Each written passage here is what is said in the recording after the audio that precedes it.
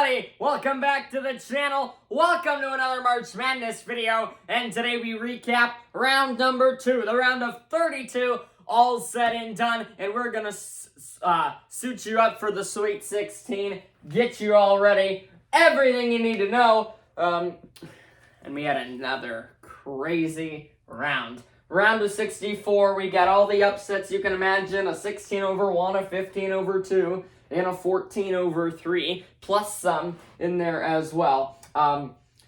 It just got more wild as we went on, and we've got our top 16 teams all lined up, and I don't think many people saw it coming. My bracket, I only had 9 of the 16 predicted. There's no more perfect brackets out there in the country. It's just been a crazy March, and what else do you want out of March? All right, first matchups. We had 4 in the South region, and that'll set us up for our semifinals in the South. First up, it's the 1 seed Alabama taking care of Maryland. A nice game there, but Alabama able to pull away as that one neared the finish, as the another Big Ten team exits in the round of 32, as we're only down to one Big Ten team. We'll get to that in a minute. So at 1 seed Alabama stays alive, one of the 2 1 seeds that are still dancing.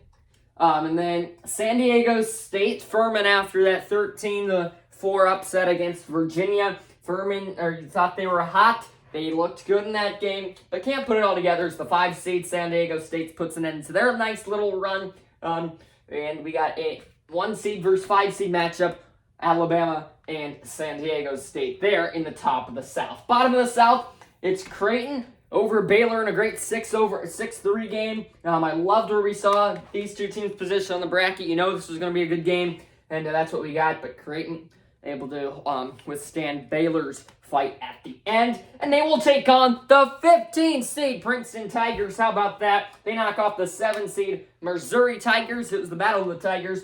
Princeton, I think Princeton's the Tigers. Their logo looks like a tiger.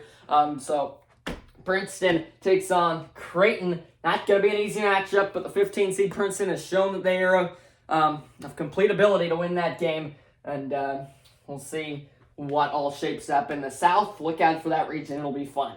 Fairleigh Dickinson, Florida Atlantic, FDU versus FAU. FDU beats Purdue to get here in the first place with that 16/1, the second time in tournament history we saw that happen. And Fairleigh Dickinson, they got down early. They fought back. They were in it for the entire second half, led for almost half of that half. Florida Atlantic went on like a 12-2 run in there or something, and that was all they needed. They kept the momentum, made their free throws down the stretch, and they beat Fairleigh Dickinson to put an end to their magical run. But still, 9 seed in the Sweet 16, pretty crazy.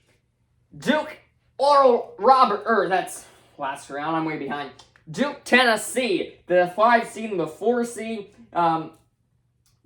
2 teams that it really could have gone either way. 2 teams that I would like to see move on. I mean, not really. I never liked Duke, but I mean, I like the team this year with their new coach. But Tennessee, I'm glad to see them finally maybe starting to piece it together come tournament time. And the Volunteers will take on FAU in that 9-4 in the top of the East. Bottom of the East, Kansas State takes on Michigan State. Kansas State beats John Calipari, Kentucky Wildcats, as Kentucky just continues. They haven't been able to deliver in March these last few years. Those woes continue. Same thing for Marquette.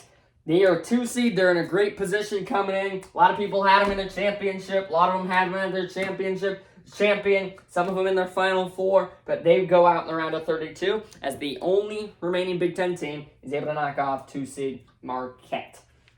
Let's flip sides. So we got FAU, Tennessee, Kansas State, and the battle of the states down there in the bottom of the East. To the top of the Midwest we go. Houston, the 1/8. Auburn coming off the win over Iowa. The game was in Birmingham. A lot of people thought Auburn had the advantage. Not the case. Houston takes care of business there. Same thing goes for Miami. A very difficult Indiana team.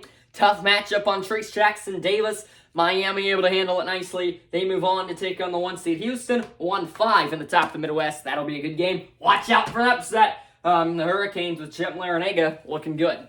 Pittsburgh, Xavier. Pittsburgh came from the first 4 as that 11 seed after beating Mississippi State and Iowa State. They got to the round of 32. Only like the 11th team from the first 4 to do so in the last 10 years or so. But here, again, Xavier they put up a good fight in that first half, but then Xavier able to pull away in the second and ended up taking that game by 10 in that 3-11 game.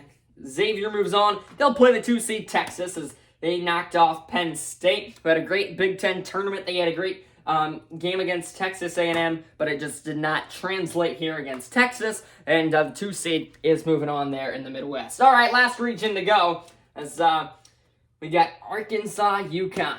This game's going to be unbelievable, and hey, who knows? Are we going to see another shirtless Eric Musselman if the Razorbacks win? That's something that you don't get from many coaches, but a great personality from Eric Musselman, but that's beside the point. Arkansas takes care of the number 1 seed Kansas in the first 2 rounds. We've already seen both two of the number 1 seeds bite the dust as the Jayhawks, without Bill Self, go down. Arkansas, the 8 seeds, on to the next round. Same thing for UConn, who beats the 5 seed St. Mary's. 8-4 in the Sweet 16. Can't complain about that. That's pretty crazy, and that should be a good game to go along with it as well. TCU Gonzaga. TCU kept it close. They were up for most of the game, but Gonzaga at the end got a big second half from Drew Timme. Who else? And they end up beating the Horned Frogs by 3 to take on, I think, almost one of the most intriguing matchups. It's the rematch of a few years ago in which Gonzaga won on that buzzer beater from half court. They take on UCLA, the 2 seed, who beats another Big Ten team, the Northwestern Wildcats. All right, Alabama, San Diego State, Creighton, Princeton, FAU, Tennessee, Kansas State, Michigan State, Houston, Miami, Xavier, Texas, Arkansas, UConn, Gonzaga, UCLA. That sounds like one heck of a crazy Sweet 16.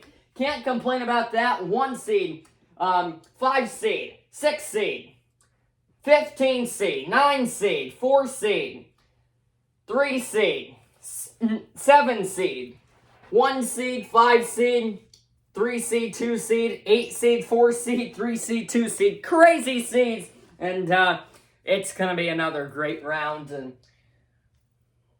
what else is there to say? This is March. That's what it's all about. March Madness, round of 32 in the book. We're down to the final 16. Who wants it more? That's what it's about. Who's going to have that extra fight? We will find out as we move on. We'll have our Sweet 16 recap when the games wrap up Friday. And thanks for watching this one. We'll see you in the next March Madness recap. On to the Sweet 16. Bye, everybody.